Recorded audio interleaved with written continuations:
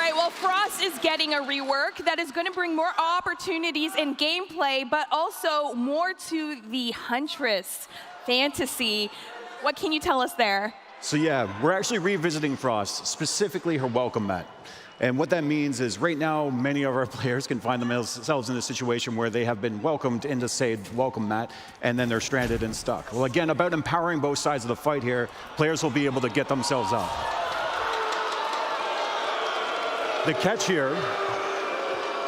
here is that when we talk about making any changes like this to try to remove frustration, we want to make sure that we're empowering both sides. So in this case, Frost will actually be able to track you down because you will not be able to sprint, you will leave a blood trail, and those defenders will still be able to get you. It'll still take time to get out of that trap, but she can still hunt you down. That sounds pretty cool. It's really looking like you're taking the fantasy of it all, and we got to get in to Season 3. Because Season 3 is bringing a new defender gadget to the game. What can you tell us about this? So we have a new defender secondary gadget coming to the game called the Observation Blocker, and this thing is built around that pillar of siege, which is intel. And in the case of the defenders, denying it from the attackers. So their observation tools will have to work a little bit harder to find out what that site setup is or what the defenders are trying to set up and pounce on the attackers with. Now with this, this defender gadget, can you tell us a little bit more about how it works exactly? Yeah, so you actually can take it and deploy it onto the floor, and when you do, it'll actually expand fairly far out. It'll cover a doorway, but much bigger beyond that. And again, it stops any observation tool from being able to see through it.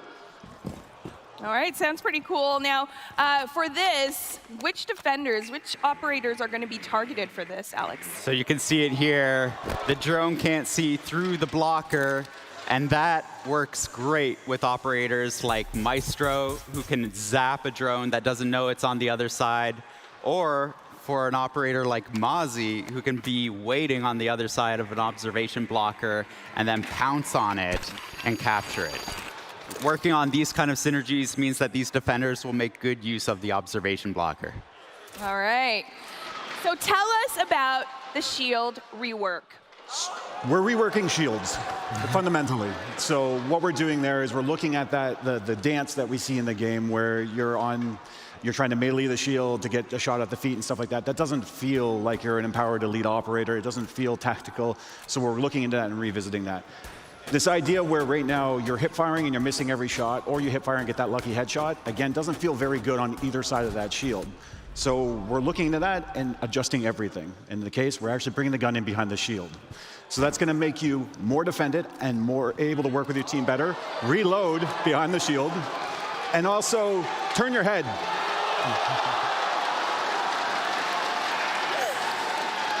Lots of excitement here for that. But you're not done yet, Joshua. So any adjustment we do to any operator or gadget, we have to think about both sides of that fight. So yes, this is making shields a force to be reckoned with, but when you face a shield, you will have more tools in your arsenal to be able to handle it. So at both sides, you can be confident, but I recommend you keep them at range. So our Kev studio has been doing an amazing job on the console front and specifically the aiming controls. We can see that with the advanced aiming that we've already released in year 7. But going beyond that, we're bringing presets. So multiple presets that allow you to play the game differently and have more control. But going beyond that, full controller remap. So the shooting range is growing. Last year we introduced it. You can customize your loadout, test your attachments, check the damage that you do. We're adding a completely dedicated lane now where you can customize, aim, warm up before you jump into the match. This is something that you could only do outside of the game. Now you can get your one-stop shop of all of this testing in the shooting range. All right, Alex, let's talk about Season 2. Where are we going? So I know we've been to Sweden a couple times on the esports side. We're officially announcing a Swedish operator Season 2. We're going back to Consulate, and we are making big changes to it. This is one of our oldest maps. We had to rebuild it from the ground up. The way that the bomb sites behave, the variety in the ways that you can attack it or defend it. Also, another really important thing too is for attackers to have a safe avenue to approach the building. All of this is coming season 2. The World team has been working incredibly hard to deliver it. And again, one of our oldest maps. On the tech side, we had to completely redo it. It's one of our biggest reworks we had to do on the back end. So we hope the players enjoy it. How is Defender AI Playlist going to create that opportunity for them to learn? So that's right. The Defender AI Playlist is coming out really targeting to beginner players because let's be honest, regardless of the rework we're working on for Quick Match, y'all are scary in some of those lobbies. So it's important that we give people a place that they can go in, start learning the base of the Siege, and experience the game. And for this, like, how does it work exactly? Because this isn't just like your typical bot experience. That's right. As Chris mentioned, these are actually AI, machine-learned AI, which essentially we're feeding them player data, which means they react and act as they should. They'll go ahead and set up a site and reinforce it in a default setup that makes sense. They'll open up rotations. They'll place gadgets where you'd expect to find them. So we talked about Permanent Arcade in Year 7. It is coming season 2. This is a permanent space where you can try out all of the different arcades that we have in the game. And when it launches, we'll probably add a little extra to it as well. All right, let's get in to season 3. Let's do it. Alex, where are we heading in season 3? So we're heading back to a familiar country. It is South Korea. So we're actually going in and reworking what Quick Match is. So what that means is right now when you go into unranked or ranked, the stakes are pretty high. And in Quick Match, we all know the stakes aren't quite as high. So, you know, it plays very differently. So looking into that to make sure that we can have an experience that is fun for people to actually take a break from ranked and have something fun to do with their squad. Maybe you didn't do so well in ranked tonight. Go blow off some steam in quick Match. But again, remove some of those frustrations, get you into the core Siege and faster. That's where we're going. Now with that, I think we have one more season to go, right? Everyone's excited for this one. You have to end with season 4 with a bang. And that means that we are not only getting a new location, but a new map as well. Alex, you can hear some excitement in the crowd. Where are we heading to? You can see it already. We're going to visit Portugal in season 4. For the new map, we'll be looking at a map that's actually tied to the story of the game, and the team is working really hard on working on something that you haven't seen before in the maps you've played in Siege.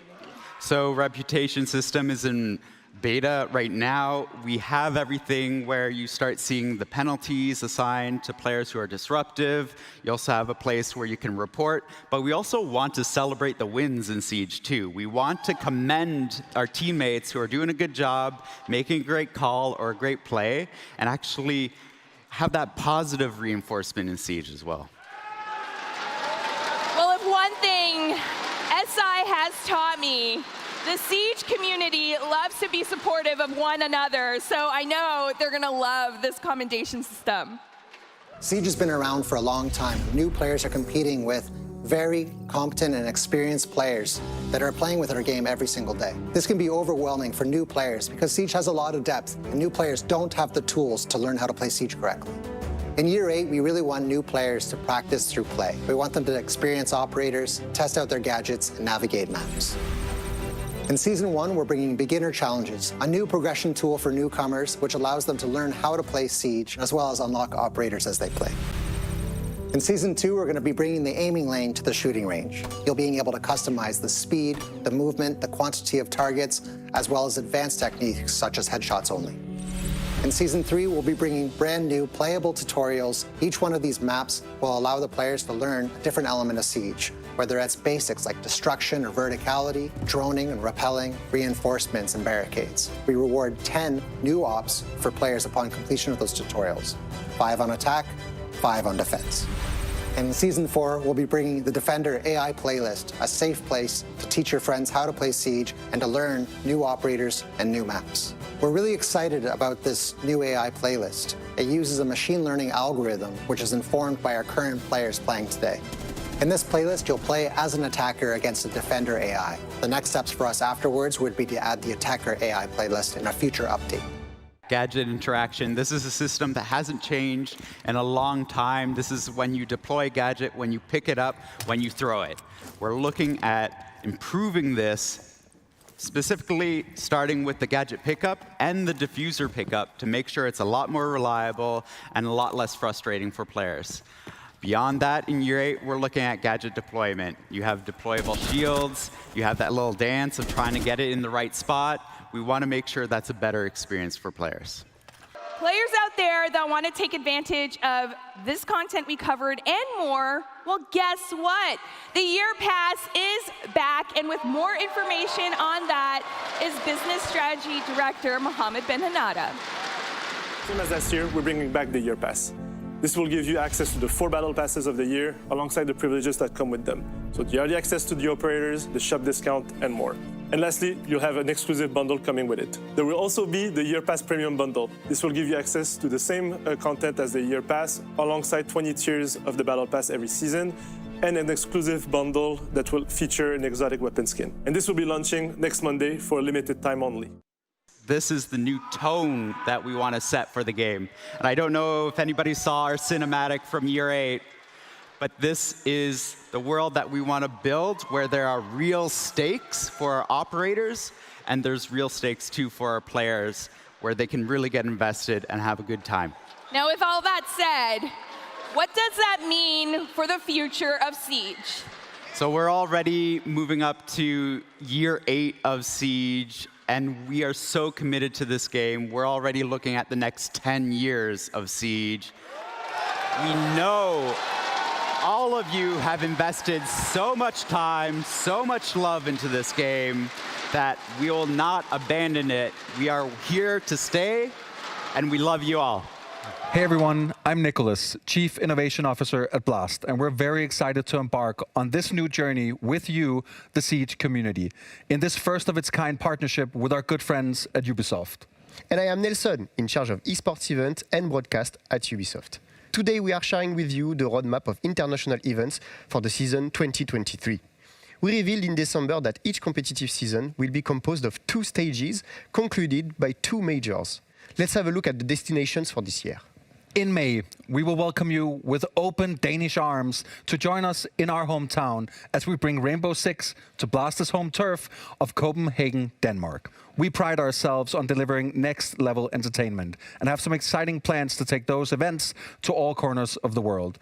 We have a burning ambition to bring esports closer to those who love it most and cannot wait to show you what Ubisoft and Blast have in store for 2023 and beyond. And coming next, in November, we will head to the United States. And finally, what this brilliant community is waiting for every year, craving, desiring, the Six Invitational. We have already announced that we're going to move DSI around the world starting in 2024. And what I can say at this point is that it will definitely be at warmer places than Montreal.